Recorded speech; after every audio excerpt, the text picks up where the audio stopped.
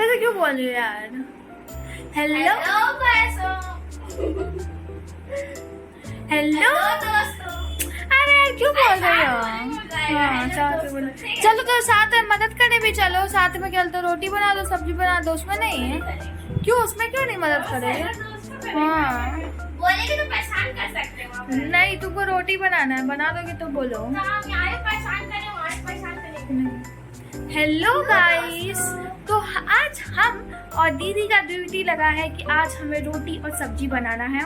तो आज पूरा डिनर हम और दीदी को ही बनाना है, तो चलो बनाते हैं, देखते हैं कि ये टेस्टी होता है कि नहीं और फैमिली को पसंद आता है कि नहीं है।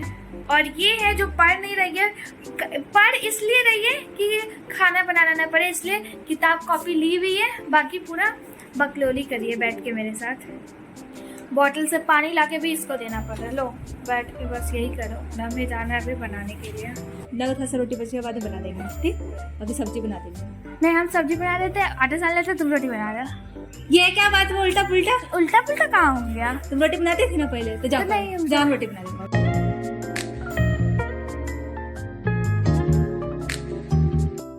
अब मैं आ चुकी हूँ अपने किचन में, जहाँ मैं बनाने वाली हूँ झींगा की सब्जी, जो कि मुझे तो बिल्कुल पसंद नहीं है, लेकिन फिर भी मम्मी की डिमांड है और दादी की डिमांड है तो बनानी तो पड़ेगी ही।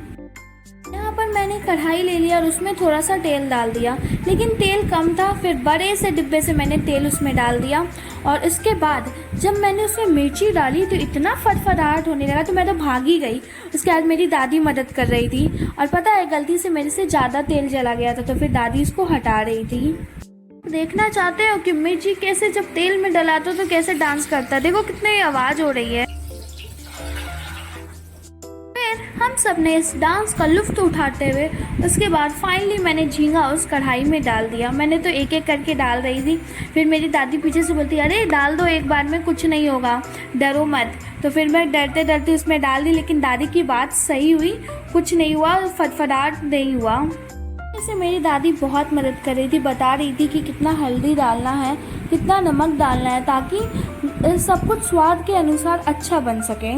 ऐसा नहीं है कि मैंने सब्जी पहली बार बनाया, मैं पहले भी बना चुकी हूँ सब्जी, लेकिन ना मैं बार बार भूल जाती हूँ कि कितना नमक डालना है और कितना हल्दी डालना है। ऐसे हल्दी का तो याद रहता है, लेकिन नमक मैं बार बार भूल जाती हूँ, और मैं चाहती हूँ कि नमक बराबर रहे, खाने में ज़्यादा ऊंच नीच नहीं हो। उसके बाद मेरी दादी बता ही रही थी, तो उसके बाद फिर मैंने झींगा के ऊपर से बर्तन डाल दिए ताकि वो सिज जाए अच्छी तरीक़ों से। दूसरी तरफ मैं आटा गूंदना स्टार्ट कर दी।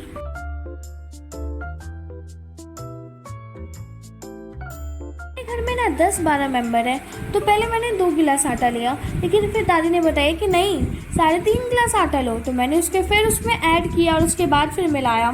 थोड़ा सा मुश्किल था, लेकिन बाद में जब मैंने इसको अच्छे तरीक़ों से मिलाया तो ये अच्छे तरीक़ों से डॉ बन गया था। बार बार मैं इसमें थोड़ा सा वो डाल रही थी, का मतलब परथन है, परथन की लास्ट में मैं आटा डाल रही थी उसमें, ताकि वो अच्छी तरीक़ों से मिक्स हो जाए।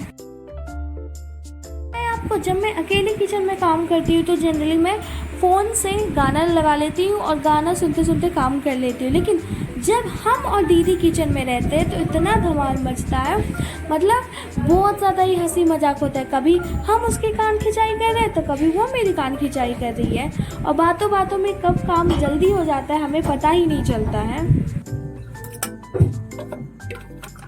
यहाँ पर मैं छुपके से हम और दीदी के किचन में काम करते हुए क्लिप लेना चाह रही थी, क्योंकि दीदी कभी वीडियो में वैसे आती नहीं है, और मैं चाह रही थी कि मैं ये क्लिप आप लोगों से शेयर करूँ, इसलिए मुझे छुपके से ये क्लिप लेना पड़ रहा था। और देख रही थी मैं बार बार कि अच्छे से ये चल रहा है कि नहीं, कि बार बार कभी कभी क्या होता है कि वीडियो स्टार्ट ही नहीं होती है, इसलिए मैं बार बार देख रही थी। और एक तरफ मैं क्या कर रही थी, रोटी बना रही थी, रोटी को जल्दी जल्दी से बेल रही थी और तावा पे चढ़ा रही थी और रोटी को फुला रही थी, और दूसरी तरफ दीदी सारा बर्तन जो भी था बर्तन को साफ कर रही थी। धीरे धीरे हम और दीदी बात करते करते कब रोटी बन गई हमें पता ही नहीं चला। और देखो हमारी सब्जी भी रेडी हो चुकी है और बहुत अच्छी लग रही है, हरी भरी सी लग रही है, और घर वाले को बहुत ज़्यादा पसंद भी आया। और पता है आपको, ये जब मैं क्लिप ले रही थी तो एक हाथ से मैं रोटी भी पकड़ी हुई थी और एक हाथ से कैमरा भी पकड़ी थी, क्योंकि उस टाइम कोई कैमरा पकड़ने के लिए था ही नहीं। तो मुझे इस तरह से करके आपको दिखाना चाह रही थी कि कैसे रोटी बना रही हूँ। उसके बाद मैंने फुला लिया उस रोटी को और अगला हमारा टास्क था कि हमें करेला की भुजिया बनानी है। मुझे सब्जी के कंपेयर में भुजिया बनाना आसान लगता है, क्योंकि देखो मैंने इसमें तेल ले लिया, थोड़ा सा इसमें मिर्ची डाल दिया और मिर्ची के अपना थोड़ा मोड़ा डांस दिखा दिया, ठुमका वुमका लगा लिया और उसके बाद फिर उसमें हमने प्याज डाल के भूंज दिया और फिर उसमें करेला डाल दिया, जो कि बहुत ज़्यादा ही टेस्टी लग रहा था। बीच में पता है मैं अपना क्लिप ली थी कि कितना मैं ज़्यादा थक गई थी, इतना ज़्यादा पसीना आ रहा था, गर्मी का मौसम है, मई का महीना चल रहा है और कैसे यार मम्मी लोग काम करती है किचन में, मैं तो हेड्स ऑफ करती हूँ उनकी मेहनत को कि तीनों टाइम बना लेती है, मैं तो एक टाइम नहीं बना पा रही थी ठीक से, पूरा पसीना आ रहा था।